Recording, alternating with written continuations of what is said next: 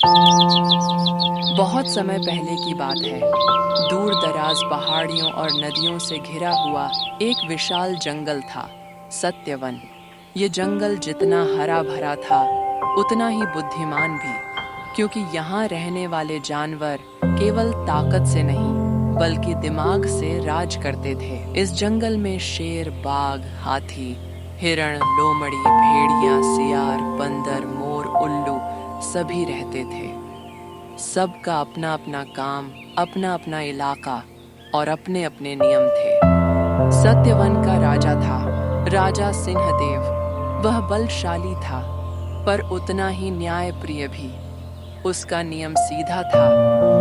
जंगल सबका है, पर कोई किसी का हक नहीं छीनेगा। राजा सिंहदेव के दरबार में दो सबसे अहम सलाहकार थे, चतुर लोमड़ी फिरोज, भेड़िया क्रूरदंत। दोनों बाहर से राजा के वफादार दिखते थे, लेकिन अंदर से दोनों की सोच बिल्कुल अलग थी। एक साल जंगल में भीषण सूखा पड़ा। नदियां सिकुड़ गईं, फल कम होने लगे, घास सूखने लगी। हाथियों को पानी चाहिए था, हिरणों को घास, शेर बाघों को शिकार। धीरे धीरे झगड़े बढ़ने लगे। एक दिन हिरणों के झुंड ने शिकायत की। महाराज, बाघ हमारा इलाका छीन रहे हैं। बाघ बोले, हमें शिकार नहीं मिलेगा तो हम क्या खाएं? हाथियों ने कहा। नदी का किनारा हमारा है, हमें पानी चाहिए। बंदर चिल्लाए, पेड़ों पर हमारा हक है। पूरा जंगल आपस में बंटवारे की बात करने लगा। राजा सिंहदेव ने घोषणा की, कल पूर्णिमा की रात जंगल की महासभा होगी। तय होगा जंगल का बंटवारा कैसे होगा। यह सुनते ही कुछ जानवर खुश हुए और कुछ के मन में साजिश जन्म लेने लगी। रात को लोमड़ी फिरोज अकेले बैठकर सोच रही थी। अगर जंगल बढ़ गया तो ताकतवर ज्यादा ले जाएंगे, लेकिन अगर दिमाग से खेला जाए तो बिना ताकत के भी राज किया जा सकता है। उधर भेड़िया क्रूरदंत भी सोच रहा था। राजा बूढ़ा हो रहा है, अगर जंगल में फूट पड़ी तो मैं सबसे डरावना बन जाऊंगा। दोनों की नजर एक दूसरे पर थी, लेकिन इरादे अलग अलग। पूर्णिमा की रात पूरा जंगल चांदनी में नहाया हुआ था। बीच में विशाल पीपल का पेड़, वही सभा स्थल।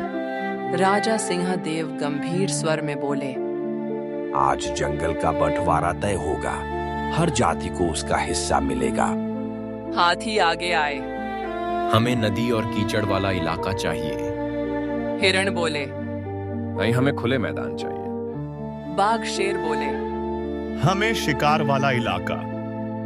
तभी लोमड़ी खड़ी हुई और बोली, महाराज, बंटवारा आसान नहीं। अगर गलत हुआ तो जंगल टूट जाएगा। सभा में सन्नाटा छा गया। बूढ़ा उल्लू, जो बहुत कम बोलता था, बोला, जंगल को बांटना आसान है, लेकिन दिलों को जोड़ना मुश्किल। किसी ने ध्यान नहीं दिया। जैसे ही नक्शा बनाया गया, भेड़िया क्रूरदंत चिल्लाया, यह इलाका मुझे चाहिए, वरना मैं मानूंगा नहीं। हाथी गरजे, बाघ दहाड़े, हिरण कांप गए।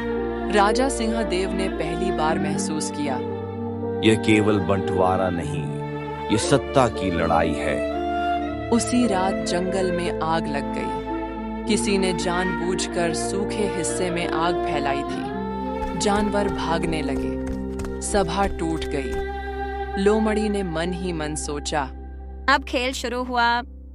जब संसाधन कम होते हैं तो लालच सबसे पहले जागता है। रात गहराती जा रही थी। सूखे पत्तों में लगी आग अब भयानक रूप ले चुकी थी। पेड़ों से चिंगारियां उड़ रही थीं। जानवर इधर उधर भाग रहे थे। हिरण अपने बच्चों को लेकर चीख रहे थे। बंदर पेड़ों से कूद रहे थे। हाथी सूंड से पानी फेंककर आग बुझाने की कोशिश कर रहे थे। राजा सिंहदेव गरज कर बोले, सब शांत रहो, पहले आग बुझाओ, फिर बंटवारे की बात होगी। लेकिन किसी के कान में बात नहीं जा रही थी। अंधेरे में आग से दूर एक चट्टान के पीछे भेड़िया क्रूरदंत खड़ा मुस्कुरा रहा था। वह बुदबुदाया।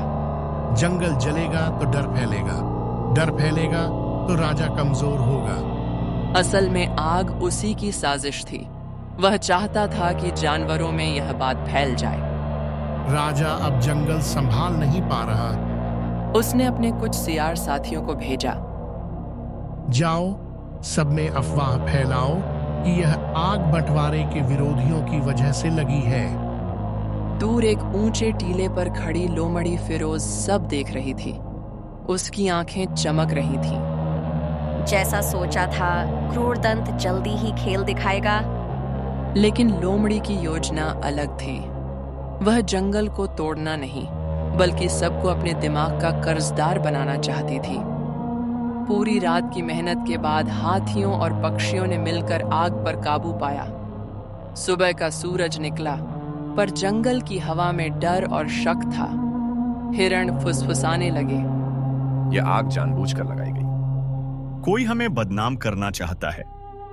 अगर जंगल बंटा नहीं तो और आग लगेगी। राजा सिंहदेव ने फिर सभा बुलाई, पर इस बार माहौल पहले जैसा नहीं था।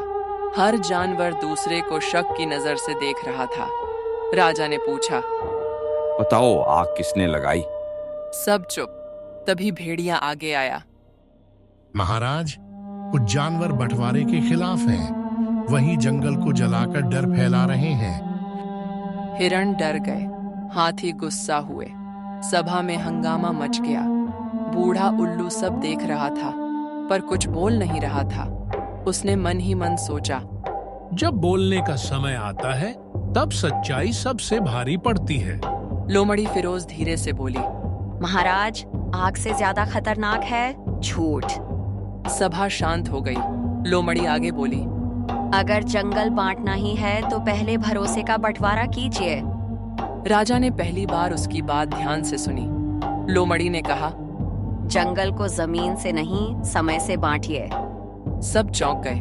वह समझाने लगी, नदी सबके लिए, लेकिन समय बांटा जाएगा। मैदान सबके लिए, लेकिन बारी बारी शिकार के नियम तय होंगे।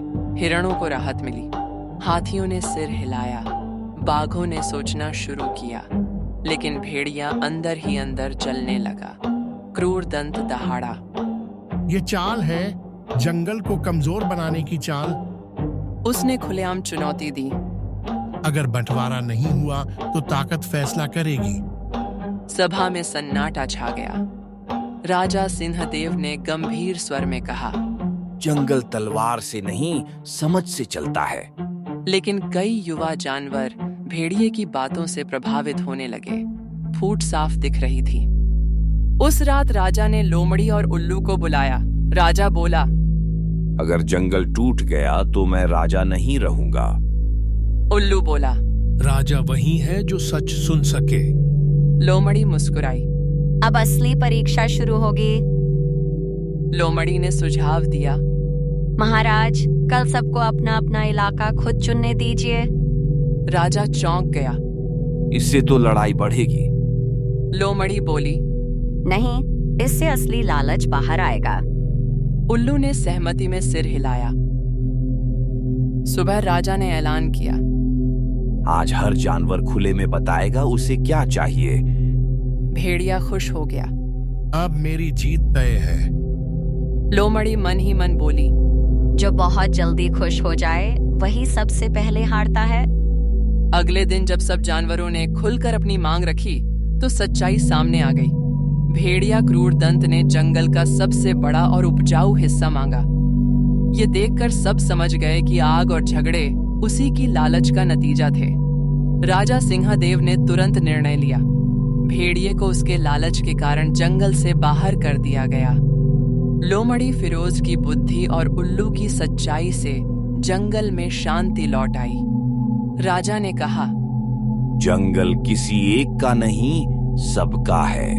जो बांटने की नहीं, हथियाने की सोचता है, वह यहाँ रहने के योग्य नहीं। इसके बाद जंगल में नियम बना, संसाधन साझा होंगे, समय और समझदारी से उपयोग होगा। सत्यवन फिर हरा भरा हो गया। इस कहानी से हमें यह सीख मिलती है, अच्छा नेता वही होता है जो सबकी बात सुने। राजा सिंहदेव ने सही सलाह मानकर जंगल में शांति बनाई। अगर आपको हमारी यह कहानी पसंद आई हो तो वीडियो को लाइक करें, शेयर करें और हमारे चैनल को सब्सक्राइब करना बिल्कुल मत भूलिएगा। आपका एक सब्सक्राइब हमें ऐसी और बेहतरीन कहानियां बनाने की हिम्मत देता है। तो जल्दी से सब्सक्राइब बटन दबाइए और हमारी नई कहानियों का मजा सबसे पहले पाइए।